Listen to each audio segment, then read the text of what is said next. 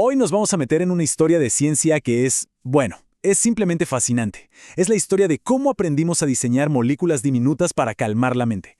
Es un viaje que transformó la psiquiatría para siempre, de la fuerza bruta a la pura precisión. Miren, este va a ser nuestro recorrido. Primero, lo básico. ¿Qué son exactamente los antipsicóticos? Después, nos vamos de lleno a su historia, desde esas primeras herramientas que eran potentísimas pero muy toscas, hasta las versiones más afinadas que tenemos hoy. Luego nos ponemos la bata de químico para entender cómo la forma de una molécula decide qué tan poderosa es. Y cerramos viendo cómo todo esto nos prepara para lo que viene. A ver, empecemos por el principio. Los antipsicóticos, que a veces también se conocen como neurolépticos, son, en esencia, herramientas moleculares y están diseñadas para un objetivo muy específico: ayudar a poner orden en un pensamiento caótico, a calmar alucinaciones o a desvanecer delirios. Ahora, para entender cómo funcionan, hay que saber que la psicosis tiene, digamos, dos caras. Por un lado están los síntomas positivos, que son los que añaden experiencias raras, como escuchar voces. Y por otro están los negativos, que son los que quitan cosas, como la capacidad de sentir placer o la motivación.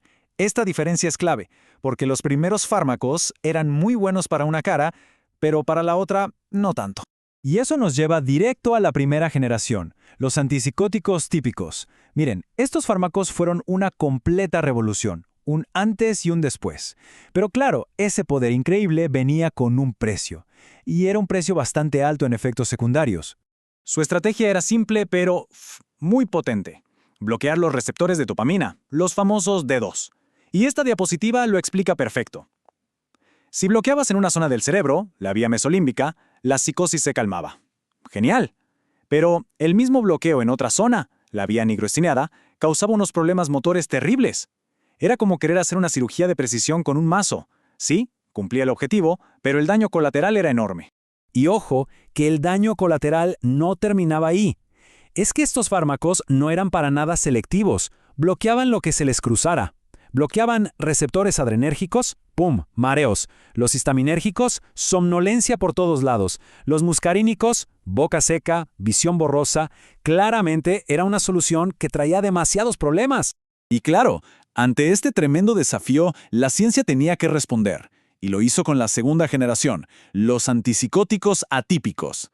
La misión era muy clara: diseñar un fármaco que fuera igual de potente, pero muchísimo más inteligente y selectivo. ¿Y cuál fue el gran truco?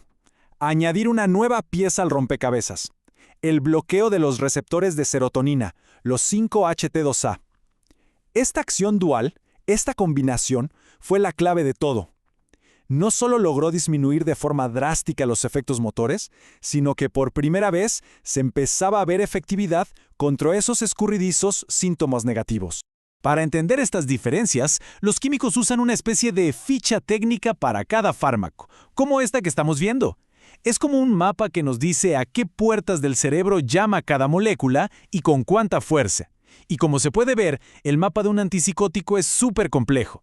Y esto lo ilustra de forma brillante. Comparemos al haloperidol, un típico de manual, con la clozapina, un atípico. Fíjense, el haloperidol es casi pura potencia bloqueadora en D2, 5 cruces. La clozapina, en cambio, le baja mucho a la intensidad en D2, pero le sube con todo al receptor de serotonina 5-HT2A, además de tocar otros sistemas.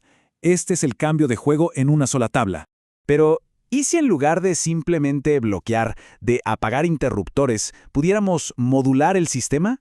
Esa fue la pregunta que dio vida a la tercera generación. El objetivo ya no era apagar, sino encontrar el balance perfecto. Estos fármacos son increíblemente astutos. Actúan como agonistas parciales. A ver, para que se entienda, no hay que pensar en un interruptor de luz de prendido o apagado, sino en esos que se giran para regular la intensidad. Si hay demasiada dopamina en un lugar, le bajan el volumen. Si hay muy poca, se lo suben un poquito. Es un ajuste fino, es buscar el equilibrio. Bien, hasta ahora hemos visto qué hacen estos fármacos. Pero ahora viene la pregunta del millón: ¿cómo lo hacen? Y la respuesta, créanme, está en su forma. Vamos a meternos de lleno en el mundo de la relación estructura-actividad, o SAR, usando a las clásicas fenotiacinas como nuestro mapa del tesoro.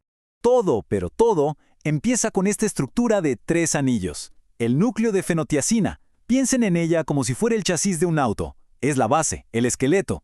Lo realmente increíble es cómo al cambiarle pequeños accesorios a este chasis, un átomo por aquí, un grupito por allá, podemos pasar de tener un auto familiar a tener un deportivo de carrera.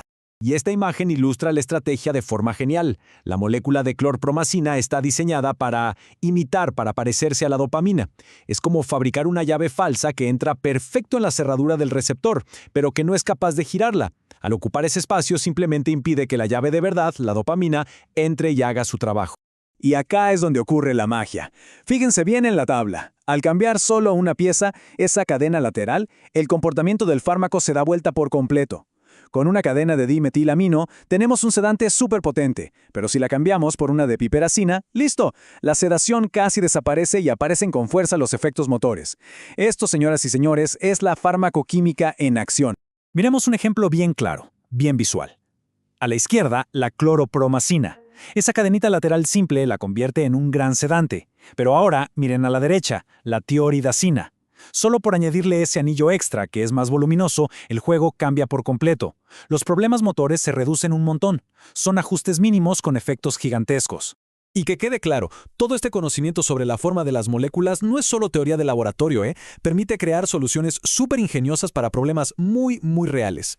Por ejemplo, sabiendo que ciertos grupos químicos son como anclas reactivas, los farmacoquímicos pueden usarlos para, literalmente, pegarles una larga y grasosa cadena. Así, crean una versión del fármaco que se disuelve súper lento en el músculo. ¿Y qué se logra con eso? Resolver un problema enorme. Asegurar que el tratamiento llegue a las personas que tienen dificultades para tomar una pastilla todos los días. En resumen, si damos un paso atrás y miramos el panorama completo, la historia de los antipsicóticos es la historia del progreso científico en su máxima expresión. Pasamos de usar una escopeta que le disparaba a todo a tener un láser de precisión quirúrgica diseñado para dar justo en el blanco y con el mínimo daño posible. A medida que vamos descifrando más y más secretos del cerebro y del diseño molecular, la búsqueda de tratamientos mejores, más seguros y más efectivos no para.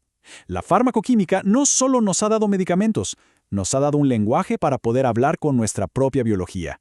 Y el próximo gran avance, no hay duda, ya se está dibujando en la mesa de algún laboratorio.